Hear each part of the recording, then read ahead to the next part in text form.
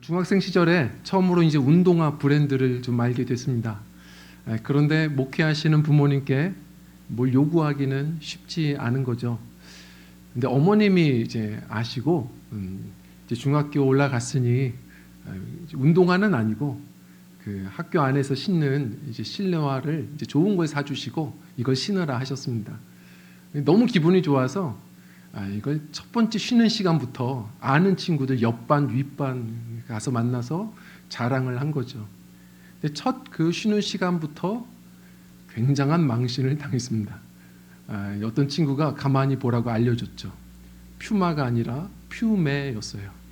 다시 말해 처음으로 얻은 브랜드가 이제 그 소위 짝퉁이었습니다.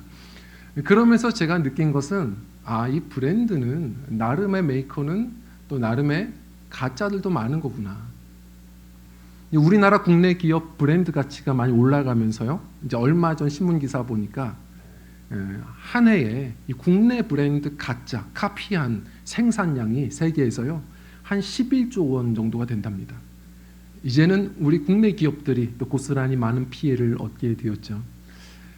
사실 가짜라는 것은 장난이 아니라 사회를 혼란하기도 하고 또 누군가에게 많은 피해를 주기도 합니다.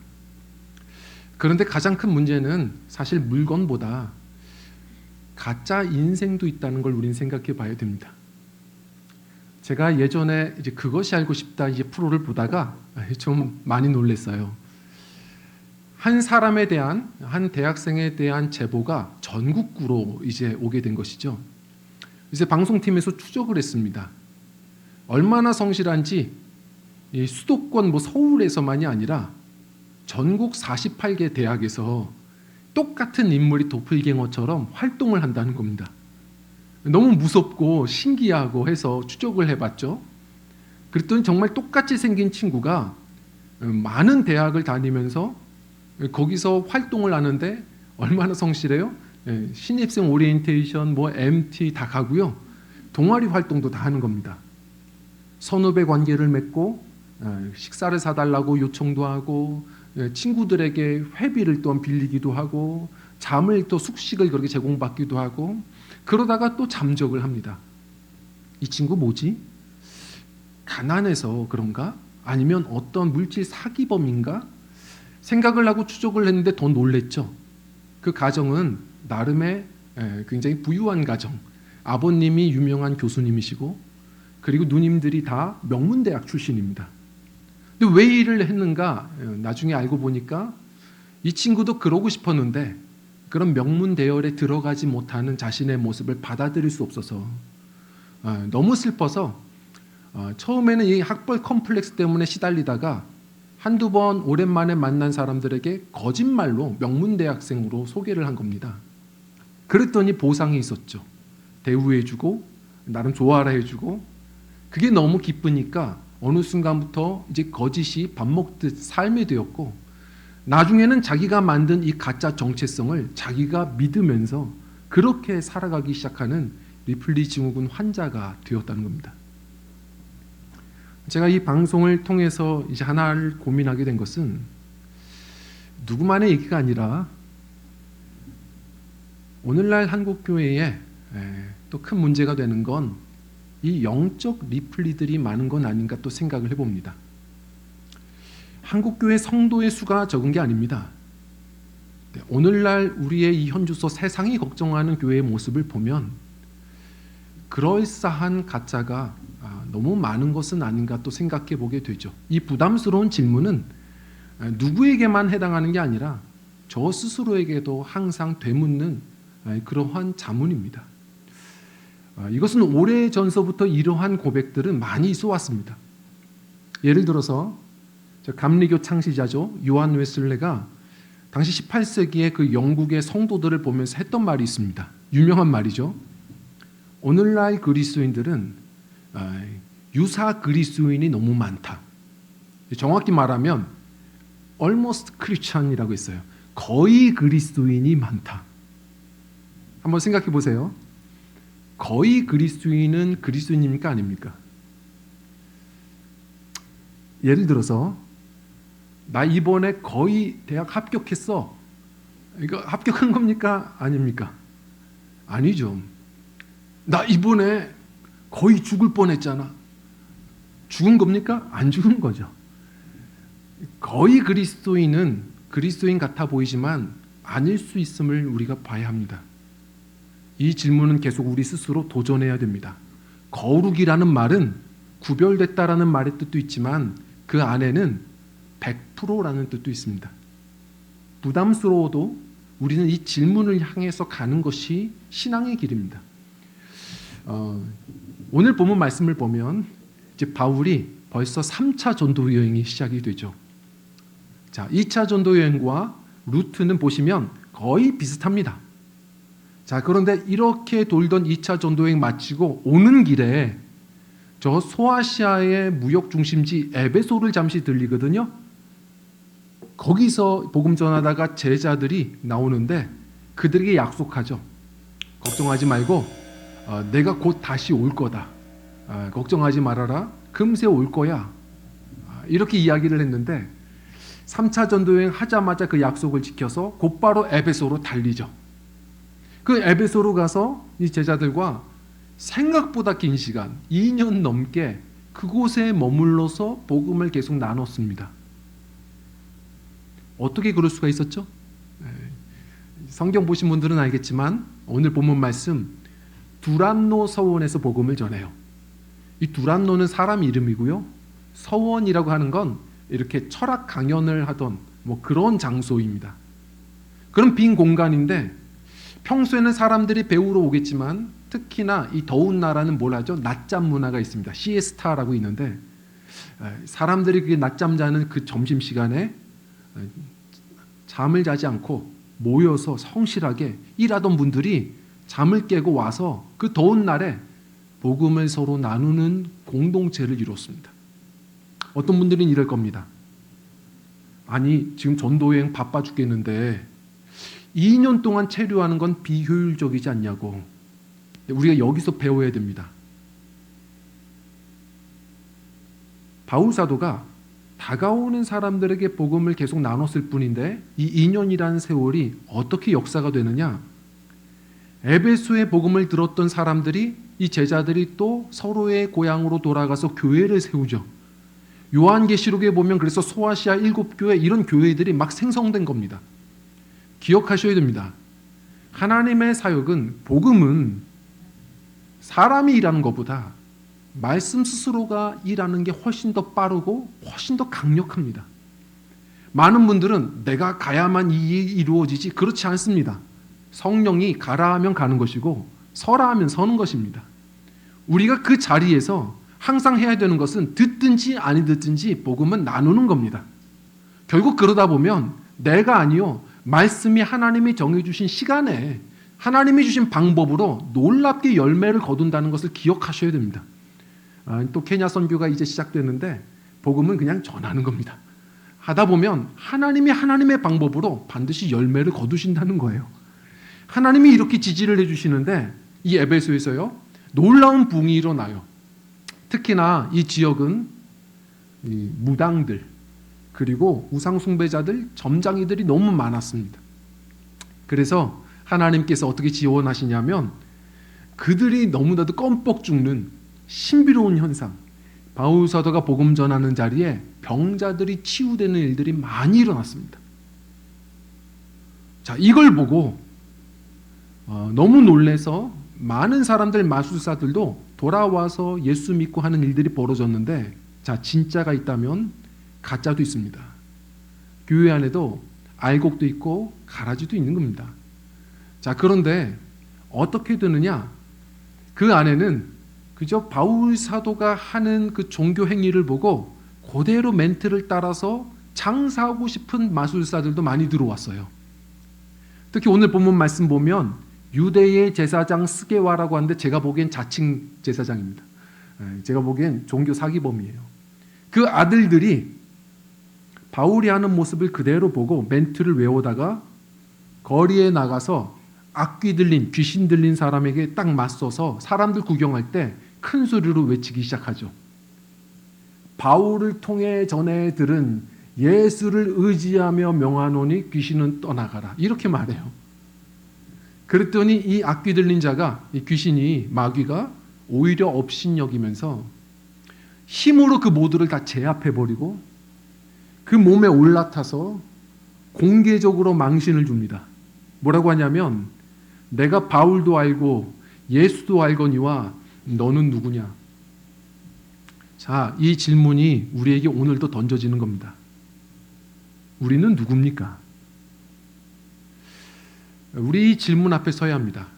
이제 신년이 시작되면 많은 계획들이 있으시겠지만 많은 계획을 세우기에 앞서서 열심히 달려가기에 앞서서 이 기초를 든든히 하셔야 됩니다. 정체성입니다. 나는 진짠가? 나는 누군가? 이 질문 앞에 서야 합니다. 사람은 속일 수 있습니다.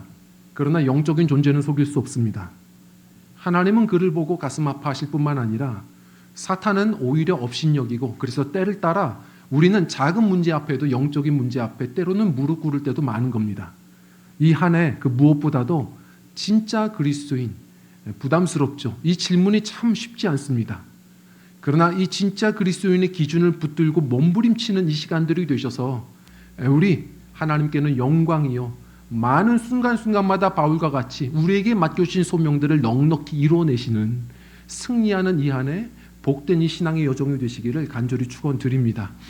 자, 오늘 말씀 이 질문 나는 진짜인가? 이 질문을 한번 구체적으로 생각해 보려고 합니다. 이렇게 한번 스스로 질문을 던지셔야 됩니다. 자, 첫 번째 질문은 뭐냐면 우리 함께 읽겠습니다. 시작. 연결되어 있는가? 자, 오늘 11절 말씀은 말합니다. 하나님이 바울의 손으로 놀라운 능력을 행하게 하시니. 자, 기억하십시오. 바울이 아닙니다. 하나님이 바울을 통해 일하셨다는 겁니다. 능력은 내게 있지 않습니다. 그래서 승리하는 주의 권속들 진짜들은 이걸 압니다. 연결의 힘을 압니다. 연결될 때의 능력은 있습니다. 주님이 맡기신 일 부담스러우시죠? 그 내가 하는 게 아닙니다. 연결 짓다 보면 주님이 친히 그 일을 이뤄 가시는 겁니다. 예를 들어서 저는 이제 교회 차량을 이렇게 운전을 하는데 교회 차량은 사실 옵션으로 따지면 깡통 차량입니다. 옵션이 특이한 게 아무것도 없어요. 저는 그 무미건조하게 운전을 하는데 가끔 이제 청년들이 타면 저는 핸드폰 조작 잘 못하거든요. 핸드폰으로 어떻게 블루투스 이렇게 연결해서 자신이 담아놓은 핸드폰에 있는 음악들을 이렇게 우리 모두에게 들려줄 때가 있습니다. 그러면 이거 내가 몰던 차가 맞나? 싶을 정도로 무슨 찬양 콘서트가 딱 시작이 되고 분위기가 달라지죠. 차가 달라졌나요? 아닙니다. 연결입니다. 그래서 가끔 재밌어요. 혼자도 운전하다 보면 가끔 지지직거리고 이름이 나와요. 임창현 뭐 이렇게 나옵니다. 이렇게 보면 옆에서 운전하고 가고 있어요.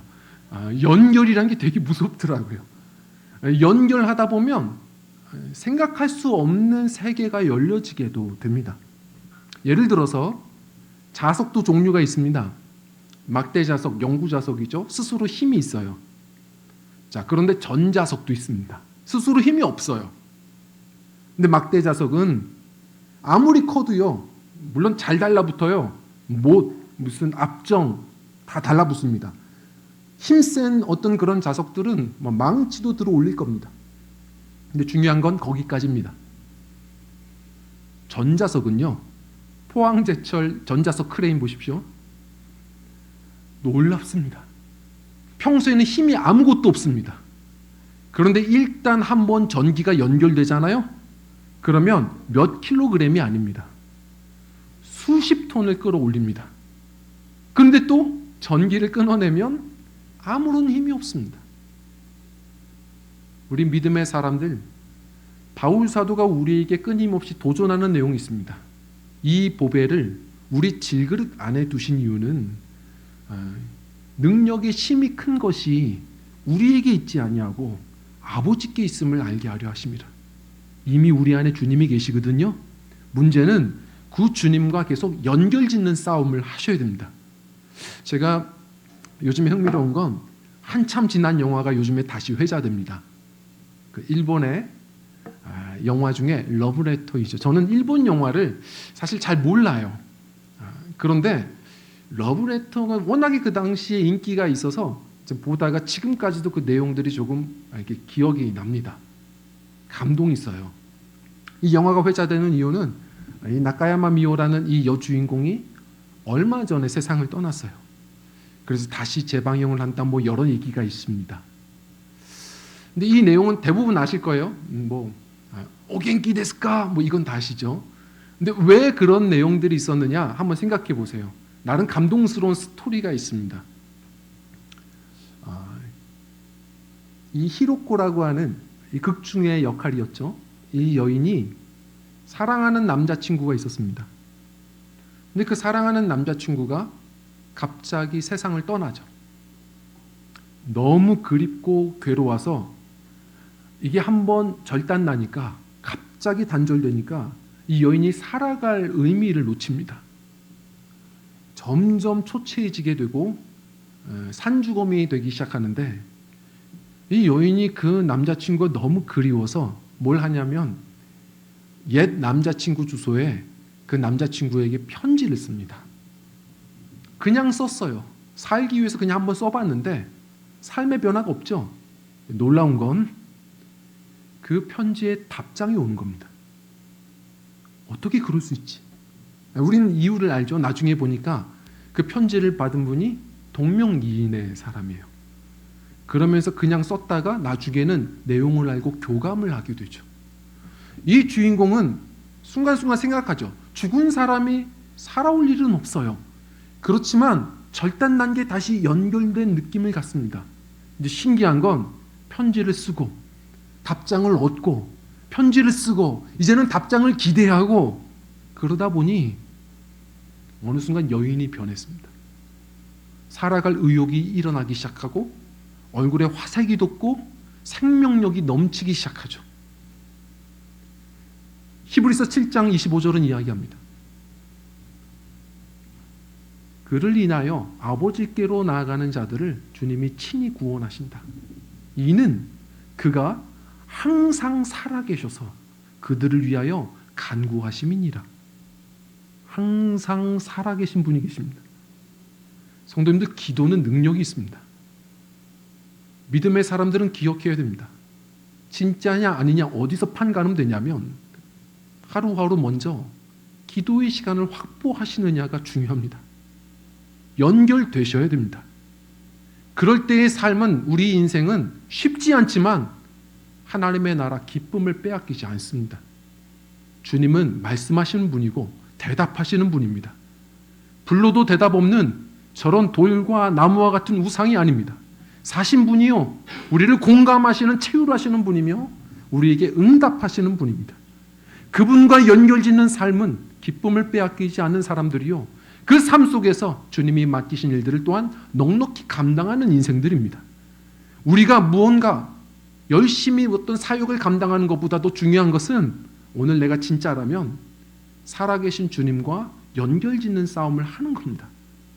이 시간은 낭비가 아닙니다. 진짜들은 이 시간을 중요하게 여깁니다. 여기서 능력이 있으니까요. 우리가 하는 게 아니거든요. 바울과 같이 예수님의 본보이신 것처럼 연결 지으셔야 됩니다. 그래서 제가 굉장히 좋아하는 후안 카를로스 오르티즈 목사님이 이전에 자신의 섬기던 교회에 항상 선포하신 말씀이 있습니다. 성도들에게 여러분 기도합시다 이렇게 말하지 않습니다. 여러분 오늘도 주님께 연결됩시다. 오늘도 주님 안에 접속합시다. 성도님들, 기도는 그런 겁니다. 주님과 날마다 연결 지으셔서 사신 주님을 늘 만나시는 믿음들, 주님께서 친히 우리의 삶을 통해 일하시는 귀한 은총의 삶, 능력 있는 복된 여정들이 되시기를 축원드립니다. 우리 두 번째로는요, 우리 함께 읽겠습니다. 시작. 변화되고 있는가? 자, 이게 변화되는 것을 한번 확인해 보셔야 됩니다. 나는 지금 변화되고 있는가? 예수님은 생명입니다. 자, 생명의 특징은요, 성장시킵니다. 살아있는 건 성장합니다. 똑같은 사람의 모양이지만 성장이 없다면 인형입니다. 마네킹이에요. 저 지하상가 가보십시오. 그 마네킹들 뒤에 막 여러 옷핀들이 있습니다. 수많은 옷핀이 꽂혀 있지만 아파할 줄 모릅니다. 사람은 작은 아픔에도 반응합니다. 그러면서 성숙하고 그러면서 또 자라갑니다. 생명은 반드시 성장이 있습니다. 제가 지난번 결혼식장 가서 주례를 하고 이제 오는데, 이제 결혼식은 저희 주일학교 아이들에게도 늘 관심사인 것 같아요. 우리 선생님이 또 결혼한다고 몇 친구들이 가서 결혼식을 보고 이제 오는 길인데, 이제 중학교 올라가는 두 친구와 그다음에 막내 혜민이가 이렇게 같이 대화하는 모습을 보고 한참 깔깔대고 웃었습니다. 무슨 대화를 하냐면 이렇게 얘기를 해요. 우리도 오늘 참 좋은 날인데 집에 갈 수 없다. 우리 시내 가서 우리 한번 놀고 가자. 이 친구들끼리 회의가 시작됐어요. 그래서 어딜 갈까? 그랬더니 우린 강아지가 좋으니까 누가 보니까 애견 카페였던 것 같아요. 애견 카페 가자. 이렇게 이야기를 하니까 이 중학교 올라가는 언니들끼리 막 회의가 되고 서로 걱정거리들이 이제 나누어지죠. 야, 거기 뭐 이런 개가 있는 거 아니야? 혹은 거기 너무 비싼 거 아니야? 뭐 이거 아니야? 뭐 걱정을 하니까 이 혜민이 어린 친구가 그냥 해맑게 쳐다보다가 한마디를 하는, 걱정을 같이 돕는 거죠. 한마디 거드는 겁니다. 언니, 거기 노키즈 아니야? 제가 너무 웃겼습니다. 이 아이는 우리가 생각하는 걱정과는 전혀 다른 차원의 걱정이 있는 거죠. 공감이 됐어요. 이 아이는 카페 가서 몇 번 쫓겨나 본 그런 어린아이인 거예요. 우리도 그런 걱정한 때가 있었나 싶을 정도로 너무 귀엽고 그리고 재밌었습니다. 그런 아이가 나중에 중학생이 되고 저렇게 청년 선생님이 되고 그렇게 또 장년이 되고, 이게 생명입니다. 성경에도 똑같이 이야기합니다. 믿음을 뭐라고 표현하냐면 갓난아이 신앙이라고 얘기하고, 어린아이 믿음이라고 말하고, 그리고 영적 청년이라고도 말하고, 그리고 장성한 분량이라고 얘기합니다. 믿음, 생명은 예수님, 살아계신 예수님이 함께 하시면 반드시 자라게 되어 있고 그 변화를 보셔야 됩니다. 자, 그런데 그 장성한 분량을 뭐라고 표현하죠? 예수님을 닮는 것이라고 얘기합니다. 키가 자라는 게 아닙니다. 우리의 아름다운 진짜 변화는 어제보다 오늘 조금 더 예수님을 닮아가고 있는지를 봐야 하는 겁니다. 오늘 본문 말씀 보면 에베소에 부흥이 일어났어요. 가짜도 있지만 진짜들이 있습니다. 회개했어요. 많은 사람들이 와서 자복하여, 우리도 예배 올 때마다 회개합니다. 그런데 왜 항상 손가락질을 받죠? 반쪽짜리 회개입니다. 반성은 하는데 걔 돌아가질 않습니다. 변화가 없습니다. 과거의 잘못된 삶을 버려야 합니다. 하루하루 그래서 조금씩 달라져야 됩니다. 한국교회가 왜 그렇게 손가락질을 받는가? 다시 얘기합니다. 성도가 없어서가 아니라 성장, 성숙이 없습니다. 이번에 이제 케냐 선교팀 케냐로 가지만 아프리카에 또 많은 기독교인들이 있는 곳이 르완다라는 곳입니다. 근데 이 르완다라는 곳은 우리가 어떻게 알죠? 거기 가보면 그 수도 키에리에 학살 기념관이라는 곳이 있습니다. 참 안타깝죠. 세계적인 비참한 역사를 그들은 경험했습니다. 94년도 내란이 있었죠. 그때 100만 이상이 학살됐습니다. 비참하게요. 어떤 일이 있었습니까? 그 나라는 사실 여러 인종 부족들이 있습니다. 그런데 이 후투족이라고 하는 이런 다수 인종이 있고요. 그다음 투치족이라고 하는 소수 인종이 있습니다. 그런데 당시에 그곳을 점령하고 있던 이 벨기에가 지금 너무 관리를 쉽게 하기 위해서 소수민족들 관리하면 쉽잖아요. 그들에게 모든 권력을 다 올인해 줬습니다. 그들이 배울 수 있고 모든 권한을 가질 수 있도록, 그리고 후투족들을 마구 부릴 수 있도록 했죠. 결국은 그 안에서의 그 인종에 대한 차별이 그 마음들을 아프게 하다가 결국 나중에 때가 되어서 이 후투족들이 한 번 밀란이 일어나는데, 그때의 구호가 바퀴벌레들을 다 죽이자였습니다. 끔찍한 만행이 일어났습니다. 한 번 광기에 사로잡히니까 그 투시족들을 다 잡아 죽이는데 교회로 도망간 사람들 아예 교회를 불태웠습니다.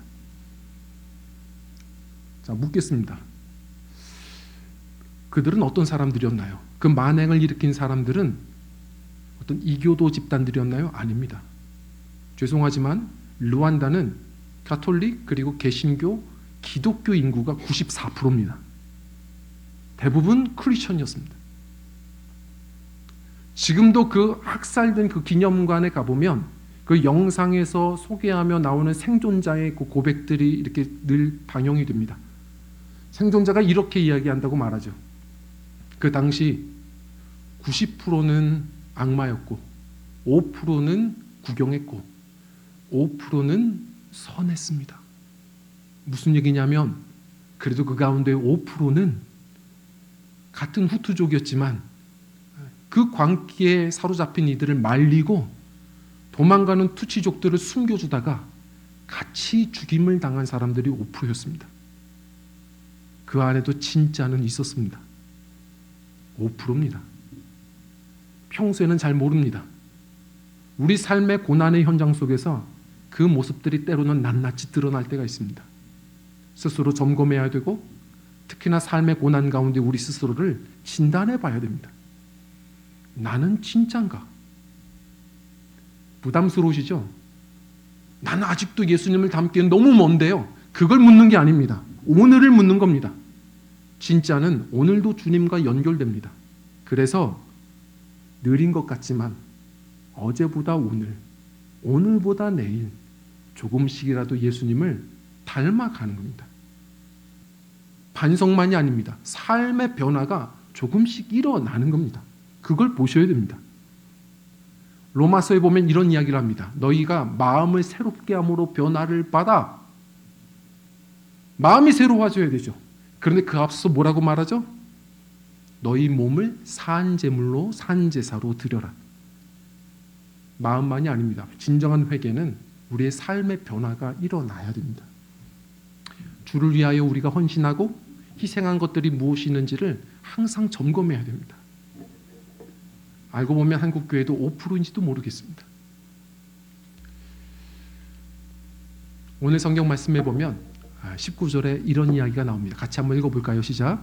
또 마술을 행하던 많은 사람이 그 책을 모아가지고 와서 모든 사람 앞에서 불사르니 그 책값을 계산한즉 은 5만이나 20절입니다. 이와 같이 주의 말씀이 힘이 있어 흥왕하여 세력을 얻으니라. 아멘.